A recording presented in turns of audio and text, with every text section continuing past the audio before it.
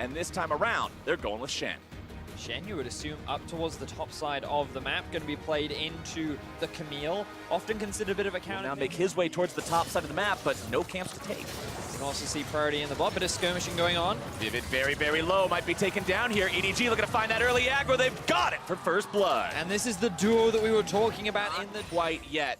Summoner spell was still down there in the mid lane in the form of that barrier as Mako goes in for the engage onto Vivid. There's no way to get out of this when it's another free kill going over the way of EDG in the bottom side of the map. Evie looking to make the dive topside onto Ray is going to be potentially outplayed as Ray nearly finds the kill and forces him to flash back out. Action happens across the board as iBoy and Mako find another 2 versus 2 kill. Clearlove now coming bot to try and secure some extra early leads. Oh, they are snowballing this bottom lane completely out of control, Vedius. It's Clearlove setting up that kill there, making sure he grabs. Now as Steel makes another appearance here into the top side. Ray's trying to hold on, get himself out of this one, drops the Spirit Refuge as the Hextech ultimatum is issued. Makes his way back underneath the turret, but is it going to be enough? Steel's taken very low. One more turret shot will bring him down. He's completely taken over this bottom part of the map. Vivid and Udapon trying to fight back in the 2 versus 2, recognizing their opponents are caught between 2 turrets. So there's no way to just walk out on this one, but iBoy's got no intention of getting himself out. There's the stand united I'm talking about. It's never a fair fight with Shen, and that fair fight is a long dream away as Vivid now heads for the hills and runs as fast as his little legs are gonna take him. But I don't think that Thresh wants to head back into bottom lane anytime soon. iBoy making sure that he supplies power up in the top lane, and EDG will do what they can to wait for him. Clearlove not finding a lot with that explosive cast, but EDG now still looking to go in, maybe find some sort of a fight here. Mako goes in, drops down that ultimate, continuing to chase after the Heimerdinger. Scout's not able to find the ulti of his own, still looking to go in even further. Hextech ultimatum down into Scout. DFM still looking to fight back. They may take down Scout, but they've already lost their own mid laner, and they're running for their lives. iBoy's able to find the Void Seeker. It's still going to be a 2-for-1 fight going the way of EDG as they'll chase Vivid to the wrong side of the map. He's still looking to get away somewhere, but Clearlove's got the barrel. He'll walk into the brush. Vivid, I don't think you're getting out of this one, buddy. Vivid, unfortunately, lamb to the slaughter as he's doing what he can. Play around as the tier 1 turret will now be beset by Shelly as bottom side Detonation FocusMe look to make the 2 versus 1 happen here yet again.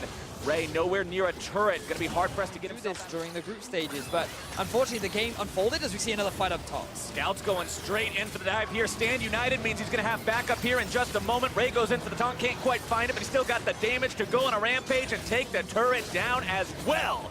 That is setting up a bit of deep vision. In fact, maybe even play towards the bot side because you can see already they have a huge minion wave, a lot of deep wards covering that area of the map. And just get that much more move speed, that much more ability to roam around between these lanes, throw down wards, set up traps, and make it, especially for 2 teams that have had the weaknesses historically that these 2 have. Ray now finding himself in that Hextech ultimatum yet again. Subjugate going to be used to shred those resistances. Pillar comes out. Evie looking to go even further here, but Mako showed up to make it a fair fight. Drops the ulti down onto Evie, who's now going to find himself left alone and hung out to dry as the shutdown comes through. Bot lane, and because of all the vision that EDG have controlled towards the bot side of the map, it means that Evie is forced to play back. He's forced to show that respect, and that gives EDG another tab, and now they're looking for a fight. Want to go in here. There's the ultimate coming out from the Irelia. Heimerdinger will be pulled to safety by the Lantern there. Udapon looking to get himself away, but iBoy's coming in with the killer instinct. Clearlove looking to engage, can't quite find the cast just yet, has to go into the stasis. Ray's going to be tanking up the turret the entirety of the time. Still taken very low as EDG goes dominating for their top laner, grabbing the kill onto that enemy support. That's 1 for more off of this one. Not content just grabbing the 1 kill, they need even more. Stepping up, looking to put some damage onto the turret as they're trying to get the kill onto Evie, and they've already got it. Steel going to be in danger of dropping here next. The double kill goes over to Scout, who's now behind enemy lines, but totally comfortable hanging out as Udapon drops to Clearlove. I would look to see him improve on for the next game if he plays the champion again, but now the hooks are coming in. Mako's not a man who's going to be missing too much this game as they go in even further. iBoy's trying to find the damage. A killer instinct rings true to the name, and they pick up the kill on. But Ray is going to deny that opportunity away from him. Yeah, Ray won't let him anywhere even remotely close to the Baron Pit, and now that the objective is secure, Evie's coming in and trying to fight Ray, but this isn't really a fight you can do anything with. Evie's going to be forced to flash out of that one as Mako will continue to chase. CC is available. Ray going further forward. EDG still has 2 more tier 2 turrets to take down, and they're sieging up both of those right now. Middle one falls immediately as Scout is supplying the pressure onto the top lane, and that one will fall here now as well. iBoy and Mako continuing to apply the pressure in the mid lane as Scout also continues the split push. Detonation FocusMe not able to find the opportunity to pull the trigger onto either one of these split push situations. Scout now going to be the one who's engaged on, goes into the stasis. Clearlove looking to disengage things with the cask. iBoy's into the back line. It's a killing spree already for Scout as EDG is running everyone down. Ray goes godlike. This should be the ace. Detonation FocusMe is completely wiped out, and EDG will march it down and find their win. A clean 5-0 for EDG in the base of Detonation FocusMe.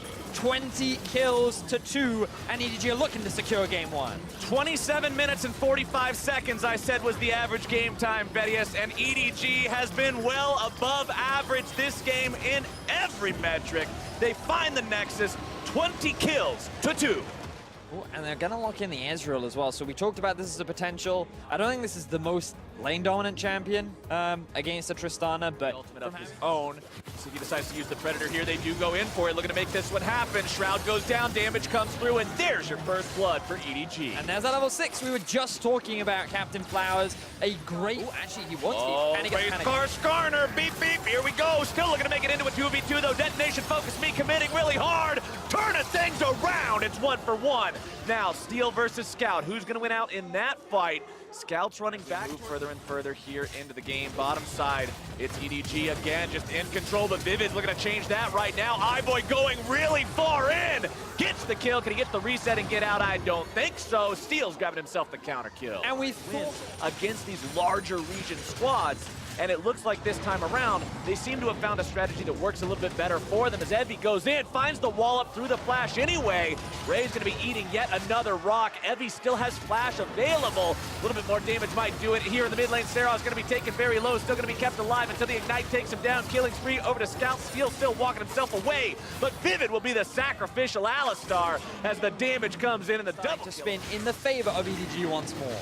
Ocean Drake over to EDG. Feels good for these guys that he needs to be dead too. Yes, he certainly does. Now, Evie goes in once more. He has no support from his team, but here's Scout. Ray's trying to turn things around here. Fires off the Harpoon, not going to find it. Nocturne ulti comes off there. Steel's just trying to buy a little bit more time here for his top laner. Not going to do it. Danger. Saros being collapsed on by multiple members here. Remember, Steel has no ulti available to get into this one. Heimerdinger's in some trouble. However, the flash gets him away for now. Skarner making the pull happen back on the Steel here as well. Looking to make it a 2-fer. Vivid gets ahead. Saros is 0-4-1 right now. And while initially, during the laning phase, Scout needed help from his jungler, he's more than capable of just finding solo kills across the board. Now he has his eyes set on Udapon. Up into the top side. 80 carry versus Akali. You guys don't need me to tell you how that one goes. As mid lane, it's going to be another big push continuing for EDG. Tier 2 turret falls courtesy of Shelly herself. She'll be sent back to the void right thereafter, but Ray is making plays happen on the bottom team fight situation. So DFM are once again kind of relying on Edward Gaming to make that crucial mistake to try and lose themselves that Ocean Drake as well. EDG collecting that one, and look at the EDG line. It could happen. That's fair, but considering he's got wait, the Shroud, wait. EDG knows something is up. They're going to find their way into the pit as it drops down below 2,000 HP. Detonation FocusMe loses their and blue team has stolen Baron Nashor. The words on your screen reign true. The plan seemed so solid, but Steel was getting so far out of control, you had to make some sort of a last-ditch effort. But they will not find success. Instead, they're now down even more severely than they were in game number 1, as EDG will look to make even more happen this game, looking to make the push here into the enemy base now. Vivid's going to be taken low, tries to get himself away with the ultimate. Bray's on the front line causing havoc with a machine gun, is going to be taken very low as Clearlove grabs the kill into Steel. Ray gets himself back in time as Scout is whirling those commas around and finding enough damage to take down everyone. It's the ace for EDG. It's the win in 22 minutes, and they will take us to match point. EDG looked so convincing for so long. DFM tried to get the sneak Baron, but it was not enough. EDG locked down game 2. This team was fast in game number 1, but I really like the fact that they have Shin, though, not just for the fact that it pairs so well with the Nocturne in terms of what they can both do separately, but what they can do maybe too just yet. iBoy is low on mana. Ooh, but this could be Mako good. Still very far forward, though. If Steel comes down here, you can make a play on this. See if they can find it. Steel coming in from behind. We're going to go for that shadow path, finds its way onto Mako, going to be taking him very low, knocks him up into the air. CC comes down, and for the first time this series, first blood over to DFM. iBoy gets one in return, and now Haro's made his way down into the fight here as well, looking to grab a couple more auto attacks down onto Steel. Resonating strike finds Udapon, and this will likely be blood all over the place. It's 3 for 2 overall. They just have to sit on their back foot. Saras now taking a bit of damage. EDG doing what they do best, flash it. Oh, looks to make the play, the flash out. Got him. One more tickle, do it. Scout's got the solo kill. Like EDG just has the pick all figured out. Haro walking forward now, gonna eat a lot of damage there from Steel. That's not a fight you're gonna win, man. Him. Solo kill. Looking for the opportunity to go in here. Steel's gonna decide to start things off on his own. Can they find the CC? They've got iBoy knocked up into the air. Steel grabs the first kill, and they'll walk on, but getting first turret money in your pockets 8 minutes into the game is fantastic for this team, who now have themselves a gold lead. Great thrown towards him. Yes. And at 0-2-0 right now, EDG find the kill advantage once more. I mean, a lot of I it don't know too, if DFM want to go for this. Oh, I think we're gonna have a fight for it, Vedius. Saros is coming in from the side, looking to find the damage. Steel goes into the fight already, looking to make something happen. It's a multi-man charm coming in through the quickness, but Vivid's already down. Steel having to get himself away on this one. Flash out from Saros as well. Ray goes over the wall, still looking to chase after, find that CC. As Evie's gonna be looking to block people off, finding the taunt, and Horo's taken out by Udapon. Evie still looking to get himself away from this one. iBoy trying to provide. Pretty good at killing champions in the side lane. Now Saros. Oh, Saros knocked back into EDG, and Mako knows how to make those grabs. There should be a tower going to EDG. No Heimerdinger turrets to kill. Might as well kill real turrets instead. EDG takes themselves their second. Always somebody with somebody else. It's way harder for Steel to make the plays happen, as now they might be able to make this one go through onto Scout, who is going to be caught out, taken down very low. Shutdown credit over to DFM, goes over to Vivid on that one. And a vision, and start making things scarier for Detonation FocusMe. We've got to remember, though, 17.5 minutes in, the game is still very close. Only 2,000 gold separates the two teams. Just yoinks that blue buff away. That's such an aggravating thing to deal with as a jungler, but EDG are going to say, that's the least of your worries, boys. Steel's in some trouble as the shutdown credit goes over to Haro. Saros trying to get himself away now as the damage explodes Vivid as well. They're trying to find anything in return. They'll grab the kill on the Scout, but they'll lose their top laner in the process. DFM lose that fight. 1 for 3. EDG coming out on top yet again. Mako's taken down by Udapon, making it 2 for 3 overall. But can he get away from Ray? He'll chase after him with the CC. So many slows, so many stuns, so much damage, so long Udapon. This time around, they don't want to risk that yet again, as Ray will take down the bottom side tier 1. That is about maybe making something happen here in the mid lane. Vivid's about to face check some nastiness. Gets kicked back. He's in some serious danger here, and Haro will take him out. And another quick pick goes in favor of EDG. The Drake is just has just spawned, and they could look to secure that, but with the mid turret being so low, this should be another easy objective for EDG to secure. Ambitious if they want to keep pushing this, but they have a lot of their ultis available. They've got ultis available. The big engage mechanism from their opponents in the Recon ultimate is not available because he's still dead for another 10 seconds. EDG can just brute force down this inhibitor turret. Ray continues to go in, but Haro said no. We're getting... I like the confidence from EDG to just group up and push down mid, just because they know that, hey, your Recon is gone and we don't think your fight is 4v5. See a blue ward being placed down. Do you decide to fight this now? It looks like EDG is going to turn it around instead on their own volition. Steel's taken very low, flashing himself away. Vivid looking to go in, find the team fight CC. Does manage to get it down onto a couple, still going to be taken down by Scout. Heavy goes into the back line to find iBoy.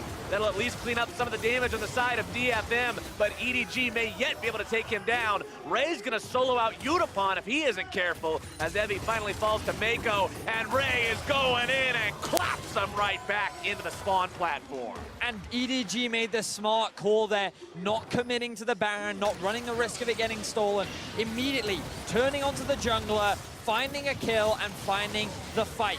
They now have 4 members alive. Ray is just zoning away Saros as EDG looks to secure the Baron. EDG had quite a lot of tunnel vision there onto Saros. Two different people also pulled away to help Ray as Haro frantically pings Baron and says, no, I need help with this. But they will come back together. They'll secure the Baron. They'll secure the kill onto the enemy Heimerdinger. They'll secure themselves an absolutely massive 5-digit gold lead yet again. Down the inhibitor turret in mid lane. So if they can push up this wave bottom, shove this in, take bottom lane inhibitor, you just immediately walk it 2 feet to the north and take the mid lane inhibitor as well. Seems to be the plan as Mako's on the front line there, looking for playmaking opportunity with the barrels. Plenty of minions lined up here, pouring damage at that turret already as Ray decides it's time to go in. Heavy's already been deleted, and with your frontliner gone, there's not much of a chance to make a coherent fight happen. EDG are into the base. They've got the enemy Shen down. They're looking for inhibitor number 1. Haro goes in, looking to grab himself a kick. They've got some damage down, and Vivid's out of the picture. EDG are moments away from winning this game and taking this series. Nexus turret number 1 now under pressure. DFM trying to hold on at the very edge of the base in the fountain. They've lost their AD carry. They'll lose this game, and EDG are looking to end them here. Saros finally falls. iBoy grabs the kill, but dies on the steps of the fountain itself. Minions putting the work into the remaining Nexus turrets. It's steel against the world, but the world will win today. EDG will take this series 3-0 and advance to the main stage. Welcome indeed to World's Cooldown, where we break down the day and look towards the matches coming up tomorrow. With 2 knockout series on the books, let's see how today played out, and I think we should start with what we just saw. EDG versus Detonation FocusMe, 3-0, and Raz, you were saying right as that game ended, it looks like EDG is just getting stronger and stronger. Yeah, because that was the most confident I've seen from Haro so far at Worlds Play-ins. We needed to see that. He got in this Lee Sin game.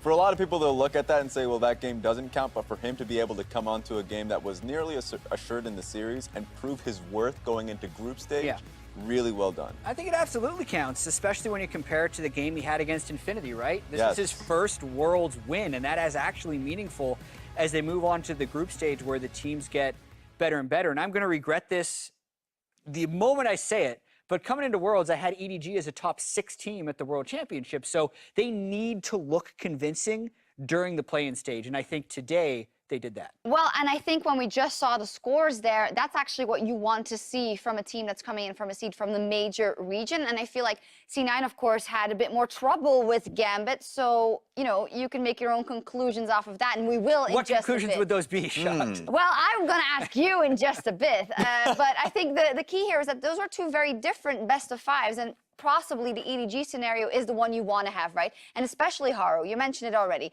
He came in, he dropped that game versus Infinity. You said he needed to shake off some stage jitters. Well, playing a Lee Sin and playing it almost to perfection will probably do that for you. It's funny.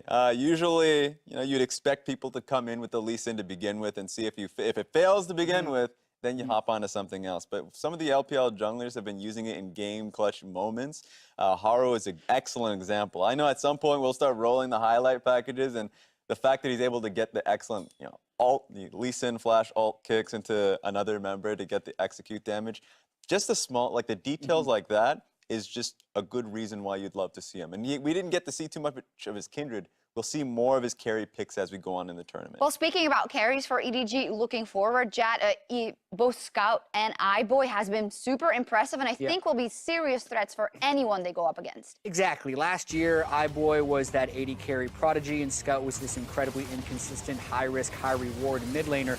We're seeing more of the high reward and less of the cost of the risks they were taking. The Akali game, I think, was very high risk, but it was his best game of the series. I thought he was the top performer on the team in the regular season for EDG, but also here in play-ins, so he's been able to carry a lot of that success through, and he had a really good day today. Yeah, I agree, and I'm really looking forward to seeing in the group stage. We touched on it already beforehand, but I really believe that this could be kind of, and it sounds silly to say breakout because he's always been a fantastic mid laner, but I do want him to have this like coming of age moment on an international stage in a tournament like Worlds. Exactly. There's a big difference between being the guy who subs in for Pawn, which is what he was in 2016, subs in now with Pawn, or being the guy that gets a CS lead on Faker to ultimately lose the game, versus being the primary carry on a successful Worlds team. So this is still an opportunity for him to break out, even if he's been around for a while. And honestly, he provides focus for the squad, something they've been lacking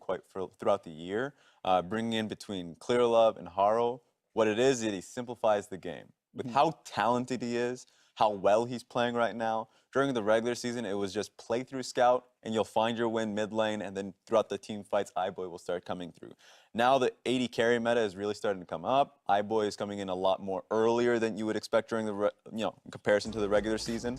And so the tag team between Scout and iBoy is honestly what you have to be able to track for this team. Yeah, and you wouldn't know it by seeing his player cam right there, but I feel like he's a really arrogant player, iBoy. Like, even just the rocket jump he did very early on here, like, he did disrespect his opponents in a number of places, was not necessarily punished for it during this series, even not getting the Xayah ult off on a slow Heimer grenade that was coming towards it, but he still had some of these big pop-off moments, especially in this game one when they had the Nautilus versus Thresh matchup, punished really hard early. Raz pointed out that he delays his ultimate a lot on Kai'Sa, which is very effective, and I think he had another good series. Yeah. And I remember people out there, global audience, will know Mako and Deft as a duo being excellent during the international stages. Mako and iBoy is something hilarious to watch. Because a lot of the time, even if you listen in to the comms for the team, it's Mako pulling him back and letting him go when it happens. So as you were mentioning, the fact that iBoy just jumps in at the end as a janitorial, that's where the multi-kill comes off. You can usually hear Mako say, okay, now you can go. Yeah. And now it's time. Tells him when he can go in. Too many times during the regular season, does it not pay off, and he gets the chance. You can really tell the relationship between them near the end is really paying off. Yeah, and I think most people know this by now, but Mako has been the guy that for the last 2 years has been trained to be the new captain over Clear of that lineup and the shot caller. So I can only imagine what it's like to have to shot call all the rest and have to keep this loose kind of puppy who's wanting to go run forward in lane. But now, I don't want to sell the other members of EDG short, because I'm looking forward to where they could end up in groups, right? And let's just say they end up in the Team Liquid Mad KT group. That could be very interesting. And besides Scout and iBoy, I think Haro was impressive in this game. He's had his moments. Clear Love is always there, of course, and is a solid rock. Ray has been phenomenal, phenomenal at times. Mako, even from a mechanical perspective and a counterpick perspective in the support, all of a sudden, this is shaping up, as you say, as a top 6 or more team, as a very, very scary lineup. Yeah, it's going to be interesting to see which group they eventually get drawn into. If all of the favorites win, it's going to be a between that Group A or Group C. But in the Group C that you just mentioned, I think they're absolutely competitors in that group. I think especially with the growth that the LPL has had this year. Probably not for first. I wouldn't predict it that way just because I have KT as my favorite for the World Championships. But I think going up against Team Liquid, iBoy has great mechanics, right? Scout, if they play through mid lane, could potentially go up against Pobelter in a really fortuitous way. But the worry for me with EDG is you see all the positives in the play-in stage, but you don't see as many of the negatives. And they were the 5th place team during a lot of the LPL summer split. They had an identity crisis in the year figuring out how to play. Like, it worked in that game when Ray is solo killing people like he's on a carry when he's actually on a tank, right? Because he had all the gold, and that's how he really wants to play. But that's just not possible against a lot of these other teams. And if they can't craft the right team compositions, they don't necessarily have a great mix of player strengths that they can consistently hit on. And on top of that, they're, of course, also fighting against this whole EDG never got past quarterfinals at Worlds or won that best of 5. Now they have, of course, but going into groups and going up against the top dogs is a whole different story. So I think they have a lot to fight up against. But Raz, it is my feeling that with some of that new blood, like iBoy and with Scout coming into his, like, prime time in this World Championship, this could be a different story. How do you feel it as an LPL expert? Yeah, so here's the thing. I always get burnt. Last time round, like every year it comes through, I have EDG coming out of the group stages. Last time round was obviously just like it was an unfortunate period for them when it comes down to shaking nerves. So I think that they're putting in a good amount of effort in that venture. I think Team Liquid has a tough draw. I think North America has a tough draw. Would have, yeah. I think with Team Liquid, if it goes down to that versus EDG, that the individual talent, Scout versus Pobelter, is going to be a rough one. I think that Ray matches up well with Impact. And I think the individual talent coming in from Xmithy, the best of the West jungler, versus Haro and Clear Love. When it comes to team fighting, I need to see Team Liquid get challenged in that one, where EDG, They definitely got challenged in the LPL time again with team fights. So I would love to see that coming into the group stages, but I have EDG on that. Do you want a small reply before we move on, or? I'd rather have G2 and Team Liquid's group. Well, Yeah, there we go. I think a lot of people would. There we go. So we'll see how that plays out. Then let's move on for our next, conversation about the match that we saw now a couple of hours ago between North America's Cloud9 and the LCL's Gambit Esports. Jad, of course, you weren't here to analyze it, but it went all the way to 5 games. I just want to preface this with a little food for thought, right, before we go into this. We're obviously looking at the C9 up as a lineup that is or an organization that is super experienced with some members that have been there. Now that it's gone to 5 games, and now that we saw some close games in the playing stage, should we not just look at it with a different lens in that they have 3 rookies that have not been here? And should we then possibly look at it a bit differently? That's the only thing I want to throw out there because I know we have our doubts, right? That's the only. Oh, yeah. I mean, you can start. I was ready for all of the flame and the jokes if they wouldn't have made it. And you can still make the jokes, right? 5 games, that moves it to 9 in the play-in stage. They're getting as much possible practice. By the way, this is our 3rd seed, not our 2nd seed. Don't worry. Just wait until we get to the group stage. But the reality is C9 was seen by most as the 2nd best team in North America, and that they were supposed to be able to roll over this Gambit team. But I like the point you bring up about the inexperience of the rookies, because that is very real, and so often that is looked past.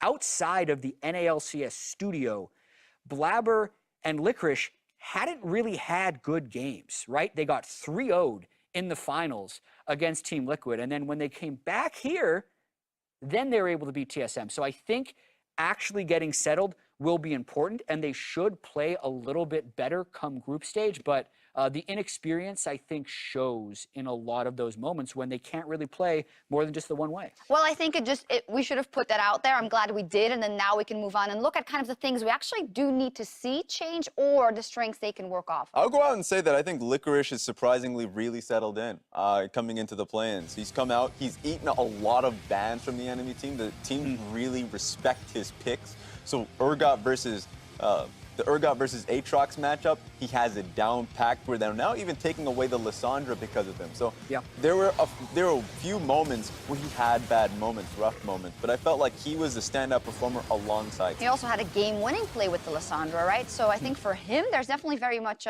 positives to build on. Yeah, Licorice was a big contributor to all of their wins in their series. It was a 5-game series. Yes. But the games they lost were relatively close and drawn out, and the games they won were stomps. So it was a decisive 3-2, as decisive you can possibly make that.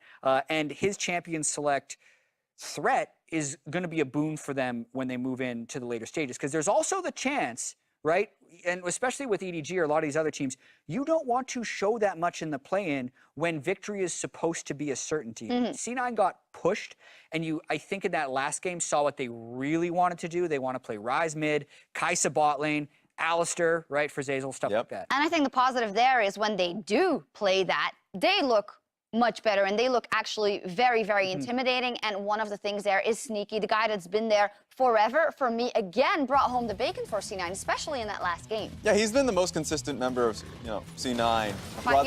Exactly. Yeah, literally. But during the play-ins, he's been doing very well for the team on the Kai'Sa. The real question mark is when the Draven started to come through. The first pick, when they were secured in group stages, I thought that was just hiding picks. Suddenly you bring it out in the best of 5, and you can still come out and say that maybe they were looking past Gambit in the series, but it really feels like, for whatever reason, they feel like the Draven Thresh lane domination is how they want to play it out. I wonder if that's what they want to bring into supposedly the group of death when they do get drawn in. Yeah, exactly. And what he points out there is that if the favorites win tomorrow, so if G-Rex and G2 win tomorrow, C9 will be going into Group B, which is the R&D Samsung Vitality Group, which is seen as the group of death. However, Sneaky, 6th year at the World Championship, has only failed to make the quarterfinals once, and that was in 2015. So he showed it in that Game 5 of the series. He is a clutch, untiltable performer, is what it really feels like in these big moments. So I don't think they're going to be pulling out Draven Thresh when they're up against Uzi Ming but It's not gonna it happen. never hurts to have it in your back pocket, It right? doesn't hurt. Two more things I want to bring up about C9 after what we saw today. We saw now the blabber after 2 games. Okay, we'll bring Svenskeren in. We will see what we do. We heard from Reaper beforehand. We are going to bring him in just so he gets a couple of stage games. Yeah. Looking at everything, we have like the glaring mistakes that Blabber made, but I think he had a pretty good performance overall if we look at everything.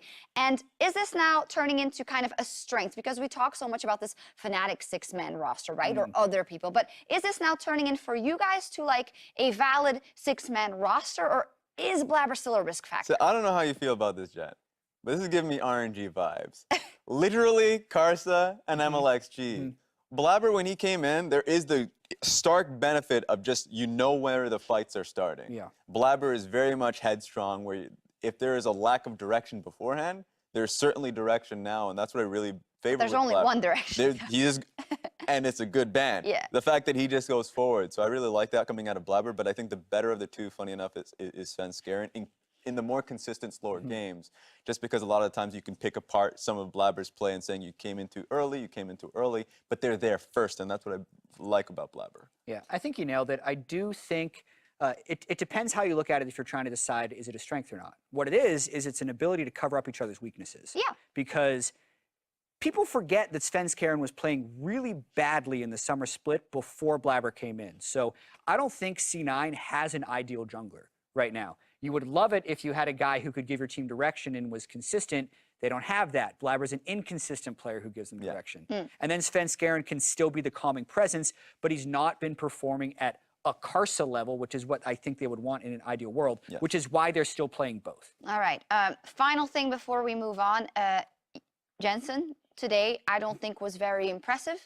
Do we have any reason for concern, Jet? After, usually when you watch him in the NALCS, he is a very consistent and good factor for C9. This seemed a bit out of character. Yeah, I think it is a moment for concern because Jensen has actually struggled in a lot of high-pressure situations in the past. It's another one of those things where it was nice having Golden Glue there. Obviously, teams can only bring a 6-man roster to the World Championship. That is part of the rules, and he is, again, the sole starter. I think there's nothing they can do about it, but they're not happy about how he played today. Okay, Raz? I would agree with that. I think that there's stark moments. He'll look at that. Hopefully he gets better at that, but it's a hard thing to really get over nerves in those situations. It is. Hopefully now some of the jitters are off now that he played in the playing stage. So C9 and EDG are through, and for more on how he locked his spot in groups for EDG, Avali caught up with his top laner. Sorry, Avali. Thanks, guys. I am here with EDG's Ray. Congratulations on the win. I mean, 3-0 stomp. You guys were the clear winners. Just how far can EDG go at Worlds? First, I want to say, I played in NALCS last 1 year. So I can speak English a little bit, but right now I have to say Korea because I'm so much forget English, so I'm a little bit scared. Yeah, I'm so sad. 그래서 이제 첫 번째 질문은 이제 EDG가 정말 압도적인 승리를 거뒀습니다. 그럼 이번 롤드컵에서 어디까지 진출할 것 같으신가요? 제 생각에는 저희 팀이 지금 아직 전력이 풀 전력으로 올라오지 않았기 때문에 저희가 약간 아직은 저는 예상이 안 되고요. 저는 개인적인 생각으로는 일단은 그러니까 조별 예선을 먼저 뚫고 올라오고 싶습니다. So I think we are not playing at our full potential. So I just want to make sure to get out of the group stage. And you mentioned playing in NA before, and I want to kind of look at that because your former teammates Cloud9 just qualified for groups earlier today. So kind of reflecting, how would you say your year of boot camping with Cloud9 and NA really helped you get to where you are in Worlds today? 네, 이제 C9 북미에서 활동하신 거 언급하셨는데 사실 친정팀인 C9도 지금 진출한 상태고요. 북미에서 그러면 부트캠프한 그 경험 어땠는지 좀 궁금합니다. 부트캠프요? 약간 장난식으로. 일단은 제가 롤드컵에 와서 다시 C9을 만나서 지금은 되게 기쁘고요. 왜냐면은 제가 전 팀에 있었던 C9하고 다시 만날 수 있었고 약간 예전 생각나서 저는 지금도 약간 되게 재밌어요. 약간 그리고 앞으로도 기대되고 예, 약간 그런 것 같아요. So basically, I'm really happy to see my old team C9 here, and I'm just enjoying all the experience with C9. and you guys can either get placed into Group A or Group C. But are there any teams, maybe outside of those groups, that you're excited to play against? 네, 이제 그룹 A 또는 C에 갈 수 있는데 그 두 그룹이나 아니면 거기서 벗어났을 때 존재하는 팀에서 만나고 싶은 팀이 있을까요? 저는 제가 가장 만나고 싶은 두 팀이 있거든요. 두 팀 일단 TL하고 C9을 가장 만나고 싶어요. 왜냐면은 저는 일단은 북미를 뛰었기 때문에 되게 북미에 대한 예정도 아직 가지고 있고 약간 북미 팀이 잘하기를 바라는 일단 팬으로서 그것도 있지만은 일단은 TL 같은 경우는 저랑 같이 C9에 있었을 때 임팩트 선수하고 같이 있었잖아요. 그래서 제가 굉장히 많이 배웠거든요, 밑에서. 일단 그런 이유로 일단 TL하고 만나고 싶고, 두 번째 C9 같은 경우는 제가 전 팀에 있었고 제가 이만큼 성장했다라는 걸 보여주고 싶어서, 북미 팬들한테 보여주고 싶어서 저는 그 두 팀하고 가장 붙고 싶습니다. So basically TL and C9 because first of all he played in NA, so he has huge love for NA teams, and also in terms of Team Liquid he learned a lot from Impact while he was in NA, and in terms of C9 he just want to show all the NA fans and C9 players that how much he improved. Well, Ray, I heard those names loud and clear. Congratulations again and wishing you the best of luck. That's it for us here. Back to you.